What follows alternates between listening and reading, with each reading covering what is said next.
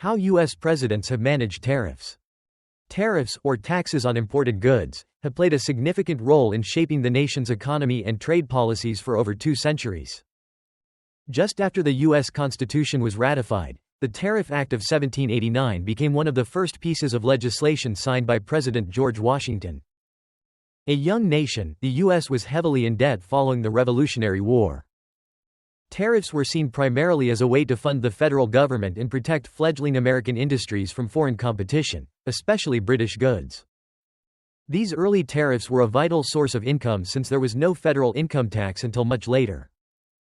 The 1820s and 1830s tariffs were becoming a highly political issue, particularly with President Andrew Jackson. Known for his populist policies, Jackson used tariffs to protect northern manufacturing industries, but his tariff of 1832 sparked what became known as the nullification crisis. Southern states, especially South Carolina, opposed high tariffs because their economies relied on exporting cotton and importing cheap goods. Jackson's strong stance on tariffs demonstrated the growing regional tensions in the U.S., which would eventually lead to the Civil War. Abraham Lincoln was another president who saw tariffs as crucial, particularly during the Civil War. His administration passed the Morrill Tariff in 1861, which significantly increased rates to fund the Union war effort and protect northern industries. Lincoln's tariffs helped industrialize the North and contributed to the post-war economic boom. For decades after, high tariffs were a hallmark of Republican economic policy, as they were believed to support American jobs and industries against cheaper foreign labor. As the U.S. became an industrial powerhouse in the late 19th century, tariffs continued to serve as a shield for American businesses. The McKinley Tariff of 1890, named after President William McKinley, raised rates even higher. McKinley believed that high tariffs protected American workers and manufacturers from European competition, especially in industries like steel and textiles. This policy continued into the early 20th century, shaping America's protectionist stance. Not all presidents supported high tariffs. President Woodrow Wilson took a different approach in 1913 when he passed the Underwood Tariff Act. This law drastically reduced tariffs and implemented the first federal income tax to make up for lost revenue. Wilson believed that lowering tariffs would increase competition and help lower prices for American consumers. During the Great Depression, tariffs became a point of major controversy again.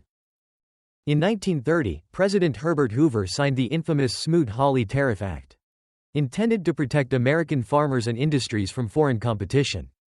Instead, it triggered retaliatory tariffs from other countries and worsened the global economic crisis. Economists widely agree that Smoot-Hawley contributed to the deepening of the Depression by shrinking international trade. Following Hoover's failure, President Franklin D. Roosevelt took a different path.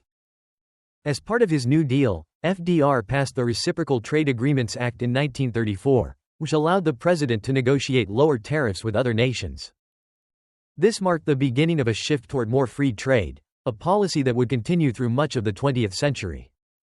After World War II, global trade became even more interconnected.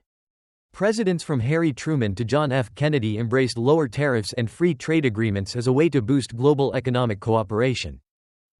The creation of international institutions like the General Agreement on Tariffs and Trade, GATT, in 1947 and later its successor the World Trade Organization, WTO, founded in 1995, reflected this shift. Tariffs were no longer just about protecting domestic industries but also about fostering international relationships. In the 1990s, President Bill Clinton took a bold step by signing the North American Free Trade Agreement, NAFTA, which eliminated tariffs between the U.S., Canada, and Mexico. Clinton believed that free trade would create more jobs and strengthen the U.S. economy. NAFTA was controversial, though, with critics arguing that it led to job losses in manufacturing as companies relocated abroad. President Donald Trump made tariffs a central part of his economic policy. Trump believed that previous trade deals had harmed American workers, and he imposed tariffs on countries like China in an effort to reduce the trade deficit and bring back manufacturing jobs. His administration's tariffs on steel, aluminum, and other goods sparked a trade war with China, leading to retaliatory tariffs and impacting global markets. While Trump argued that his tariffs were necessary to protect American industries, critics claimed they hurt U.S. consumers and farmers by raising prices and limiting exports. Today, Tariffs remain a powerful tool in the president's economic toolkit. As global trade continues to evolve, the debate over tariffs, free trade, and protectionism remains a key issue in American politics. If you liked this video, like and subscribe. Thanks for watching.